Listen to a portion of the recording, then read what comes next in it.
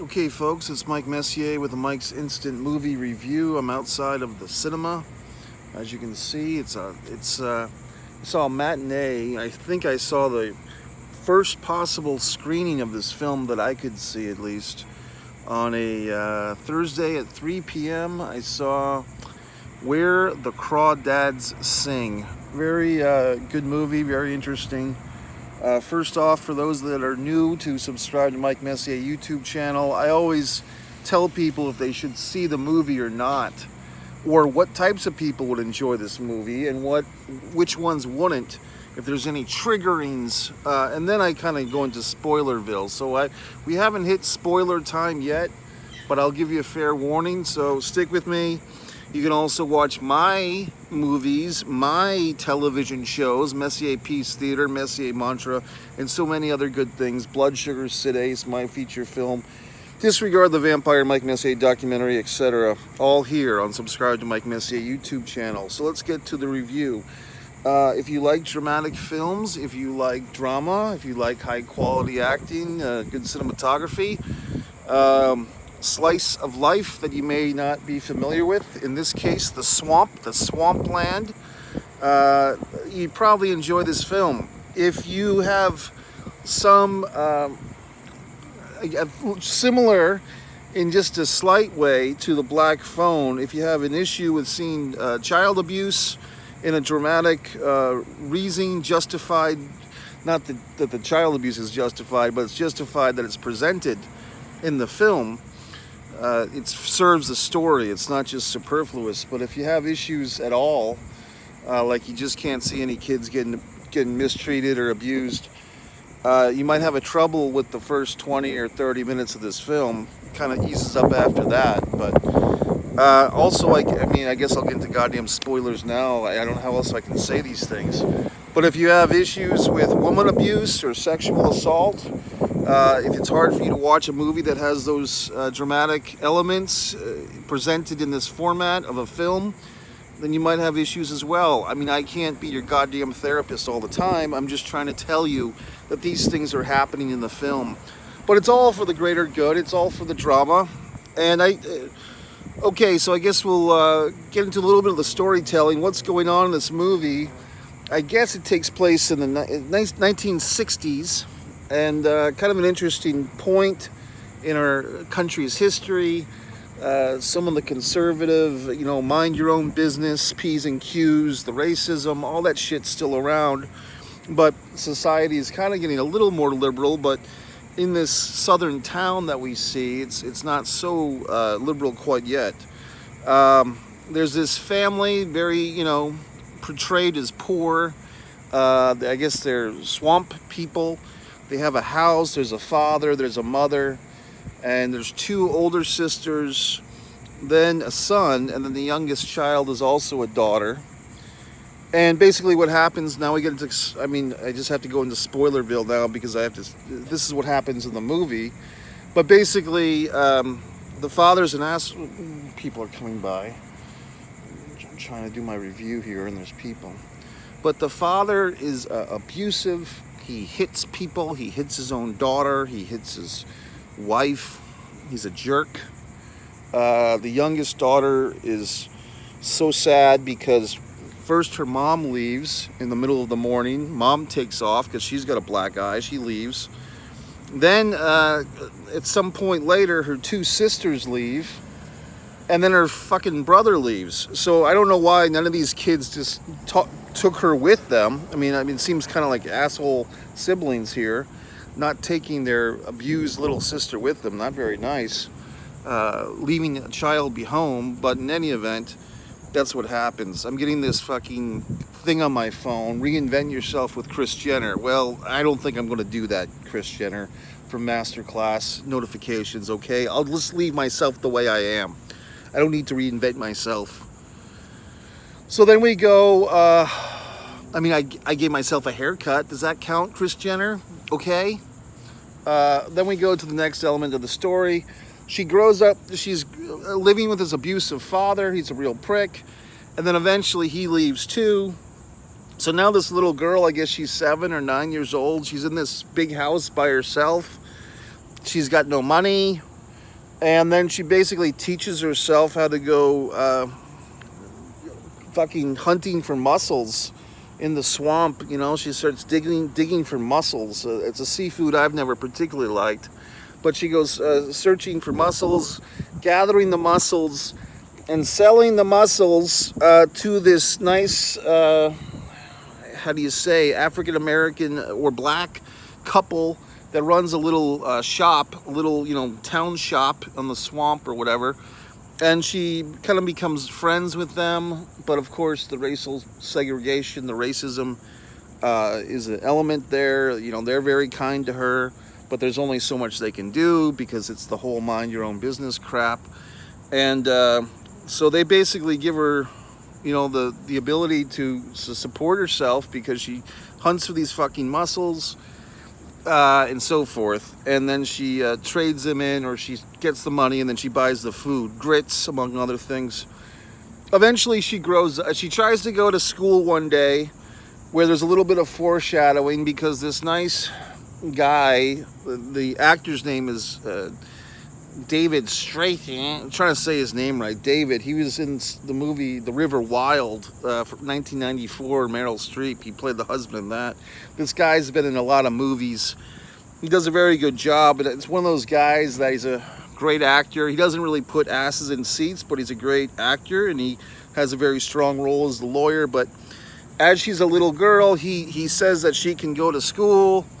Points her in the direction of the school. She goes to the school. She's got no shoes on, but the nice black lady told her that she could go to school even without shoes. She goes there, and all the kids are assholes, and they all pick on her. So, like a bunch of pieces of shit, they all ridicule her because she doesn't know how to read and write. She misspells dog as God. All types of things happen. And I'm into the spoilers, by the way, in case you forgot. So, what happens next? Then she kind of grows up. She sticks to herself. She grows up. She becomes kind of a little swamp hottie. Daisy Jones. Daisy, is it Daisy Edgar Jones or Daisy something or other Jones is the actress. I can't remember ever seeing her before. Quite lovely in her own way. Kind of like that Lily Tyler, if you remember her from back in the 90s. But this young actress, really well cast for this thing. I thought she did quite good as Kaya, who's also known as the Swamp Girl. Just give me a moment.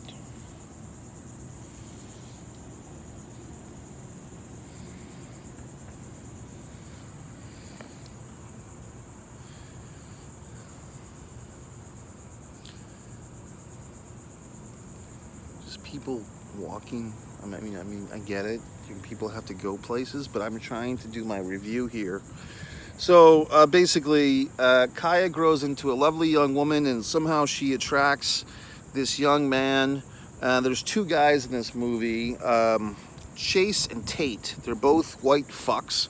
The first one, I guess, is Chase, if I have it right, or no, is it Tate? Fuck. But yeah, the names are kind of similar. But these two, basically she has two loves of her life type of thing. And the first one, nice guy, he sees her initially when they're children. He starts coming around. They become fast friends. He teaches her how to read.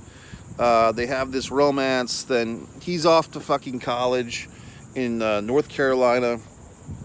And she stays in the swamp, and he makes her all these fucking promises. I'm going to come back and see you, and all this shit, and of course he never shows up.